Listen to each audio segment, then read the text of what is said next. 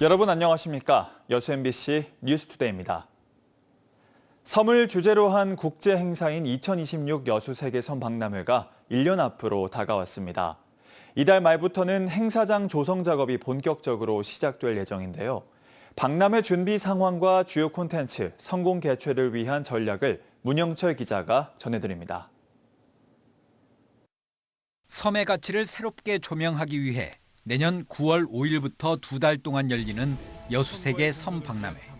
주 행사장인 진모지구는 부지 평탄화 작업이 끝나 기반시설 조성과 전시관 설치 공사를 앞두고 있습니다.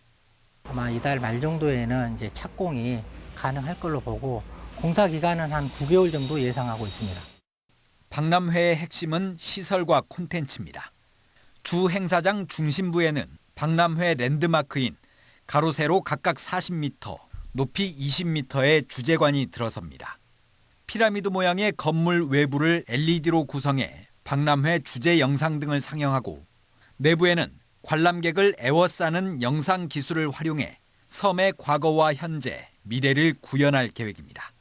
여수로 통하는 물길을 그 4개의 이머시브 터널을 설치를 해서 표현을 하고요. 섬과 바다 미래를 잇다라는 주제가 잘 나타날 수 있도록.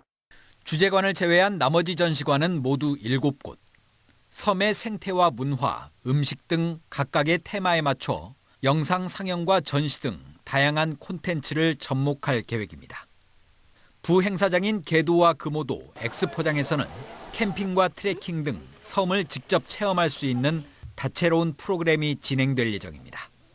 어느 장소에서 볼 수 없었던 그런 하이테크 기술들을 배치가 이제 가장 중점이라고 저는 볼 수 있고요. 같이 체험을 하고 또 같이 이렇게 소통할 수 있는 그런 또 이제 관람 문화도 좀 새롭게. 현재 13개 나라 14개 도시의 참여가 확정된 가운데 다른 20여 개 나라와도 협의가 진행되고 있습니다. 관람객 300만 명을 목표로 잡은 조직위원회는 박람회와 연계한 축제, 이벤트 개최와 관광상품 운영 등을 통해 파급 효과를 극대화할 계획입니다. 일회성 행사가 아니라 섬에 대한 다양한 가치, 독특한 자원을 앞으로 관광 자원화 산업화로 연결해서 여수가 국제 해양 관광 도시로 발돋움하게. 조직위원회는 오늘 시민들이 참석한 가운데 섬 박람회 D-365일 기념 행사를 열고 본격적인 입장권 판매에 들어갈 계획입니다.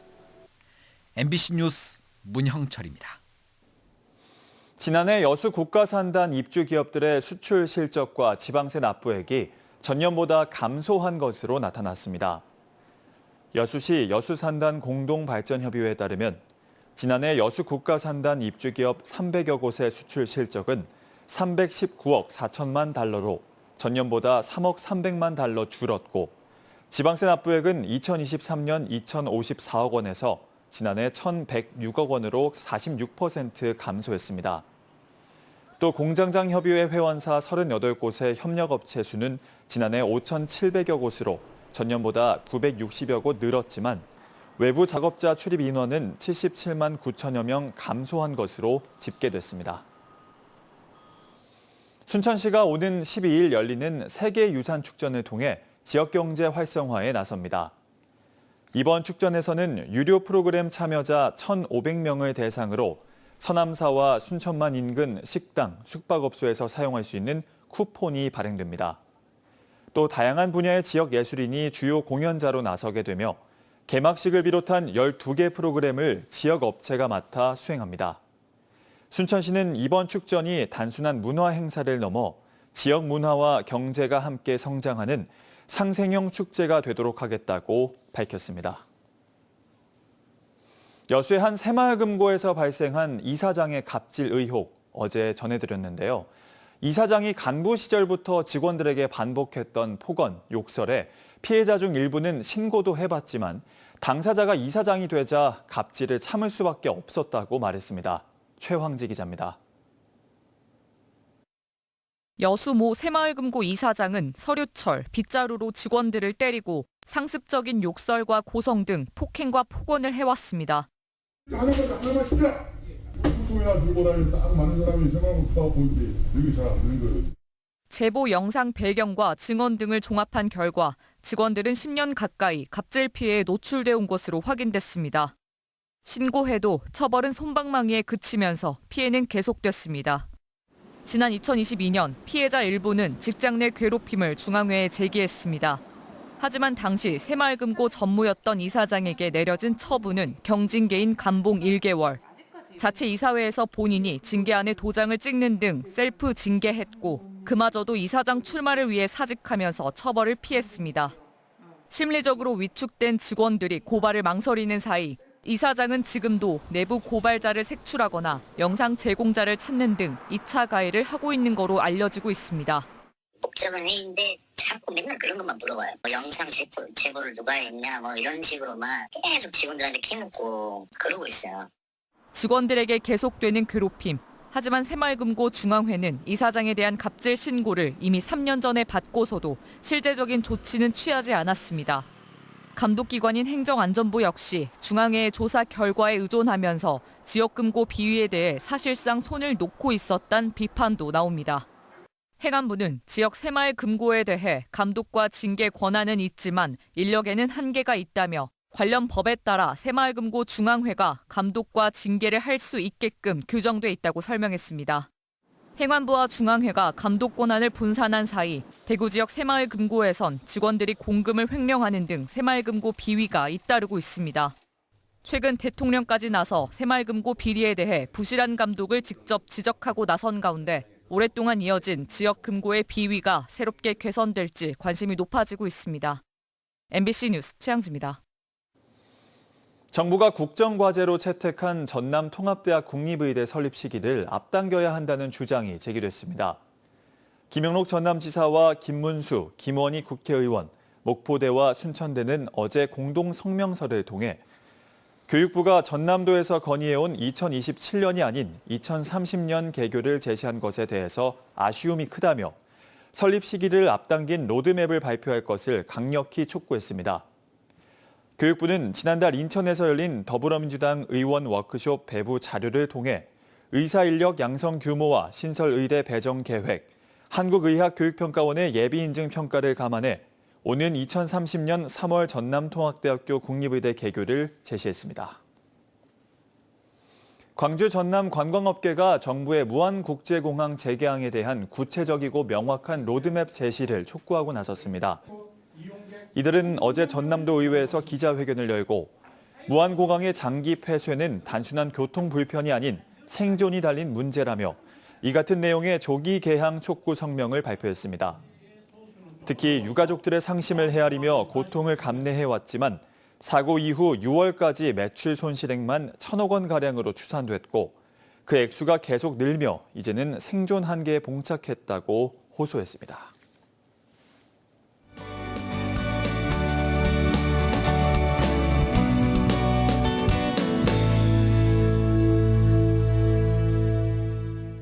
보물섬 기획보도, 오늘은 일본편 마지막 시간입니다.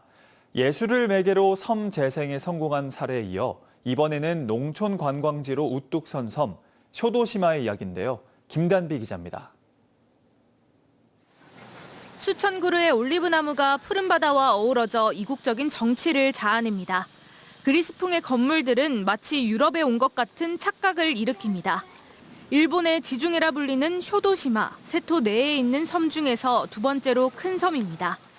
따뜻한 지중해성 기후를 지닌 쇼도시마는 일본 최초의 올리브 재배지로 유명합니다.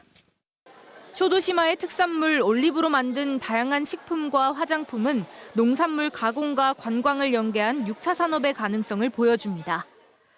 すごく広くてオリーブの木が綺麗でとても癒されました。 쇼도시마는 영화 촬영지로도 유명합니다.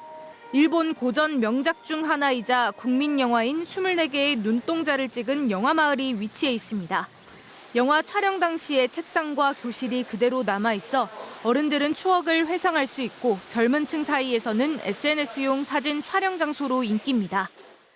映画を昔見たかもしれないんですけど覚えてなくって、でもなんかここに来たので帰ってから見てみようかなって思いましたちゃんと。 농촌 관광지로 우뚝 선 쇼도시마부터 예술의 섬으로 제2의 전성기를 맞은 나오시마와 이누지마까지 세토우치 국제예술제가 열리는 해에만 이들 섬에는 100만 명이 넘는 방문객이 몰려오고 그만큼 경제 파급 효과도 상당합니다. 또 각 섬마다 관광지를 순회하는 버스와 자전거 대여, 투어 프로그램 등 교통수단도 잘 갖춰져 있습니다. 일본 섬의 재생 성공 사례는 인구 감소와 소멸 위기에 직면한 우리 지역 섬들에게 새로운 이정표를 제시하고 있습니다. MBC 뉴스 김담입니다. 쌀값이 심리적 마지노선으로 여겨지는 20kg당 6만 원을 넘어섰습니다. 한국농수산식품유통공사에 따르면 지난 3일 기준 쌀 20kg 소비자 가격은 6만 316원으로 집계돼 지난해 같은 시기보다 14%, 평년보다 12% 높았습니다. 햅쌀이 본격적으로 수확되는 다음 달까지 쌀값 상승세는 이어질 것으로 전망됩니다. 한편 지난해 전국 쌀 생산량은 358만 5천 톤으로 전년 대비 3.2% 감소했습니다. 고흥쌀이 돈키호테를 비롯해 일본 매장 2만여 곳에 본격 수출됩니다. 고흥군과 흥양농협, 일본 기업인 칸코쿠노리 재팬은 어제 상호 협력과 수출 확대를 위한 양해 각서를 체결했습니다. 이번 협약으로 고흥군은 3년 동안 쌀을 주력으로 200만 달러 규모의 다양한 농수산물을 수출할 계획입니다. 고흥군과 협약을 체결한 일본 기업은 돈키호테를 포함해 10개국 2만여 곳의 납품 실적을 보유한 글로벌 기업입니다. 지난 5월 금호타이어 광주 공장에서 난 큰 불은 결국 인재로 확인됐습니다. 경찰 수사 결과 안전관리 전반에 총체적 하자가 있었는데요. 미리 막을 수 있었던 사고였다는 건데 경찰은 공장장과 관리자 등을 입건했습니다. 주현정 기자입니다. 시커먼 연기와 시뻘건 불길은 장장 나흘 동안 이어졌습니다. 금호타이어 광주 공장 화재로 제때 대피하지 못한 직원 1명이 중상을 입었고 진압 과정에서 소방관 2명도 다쳤습니다. 주민 피해 신고도 2만 건 넘게 접수됐습니다. 불은 타이어 원재료인 천연 고무를 예열하는 10제곱미터 크기의 산업용 오븐에서 시작됐습니다. 화재 감지와 동시에 이루어졌어야 할 화재 확산 방지 시스템 그 어느 것도 정상적으로 작동되지 않았다는 게 경찰 판단입니다. 설치된 지 30년이 된 문제의 이 오븐. 올해에만 5번, 지난 5년간 17번이나 불이 났던 시설이었습니다. 이마저도 자동 시스템에 의해 불이 진화된 사례는 단 2건에 그쳤습니다. 그런데도 금호타이어는 정밀 원인 분석, 위험성 평가와 같은 근본적인 대책도 수립하지 않았다고 경찰은 봤습니다. 인명 대피 시스템도 허술했습니다. 화재 알림 방송이나 경보 시스템이 설치되지 않은 휴게실에 머물던 직원은 불이 시작된 지 17분 만에야 그것도 동료의 메시지를 받고 대피하다 추락해 화를 입었습니다. 금호타이어의 소방, 안전 교육과 훈련도 일부에서만 형식적으로 이루어졌던 것으로 경찰 조사 결과 드러났습니다. 경찰은 안전관리 총괄 책임자인 공장장과 관리자 등 4명을 업무상 과실치상 등의 혐의로 불구속 입건했습니다. 이 사건 화재 및 인명피해는 공장 측이 가능성과 위험성을 충분히 예견할 수 있는 상태에서 필요한 주의 의무를 다하지 못하여 발생한 것으로 판단되고 다만 경찰은 이번 사고에 직접적인 책임을 묻기 어렵다며 정일태 금호타이어 대표이사 사장은 입건하지 않았습니다. 금호타이어 측은 이번 수사 결과에 대해 별다른 입장을 내지 않은 가운데 다음 달부터 화재 피해가 없는 1공장을 재가동하겠다는 계획입니다. MBC 뉴스 주현정입니다.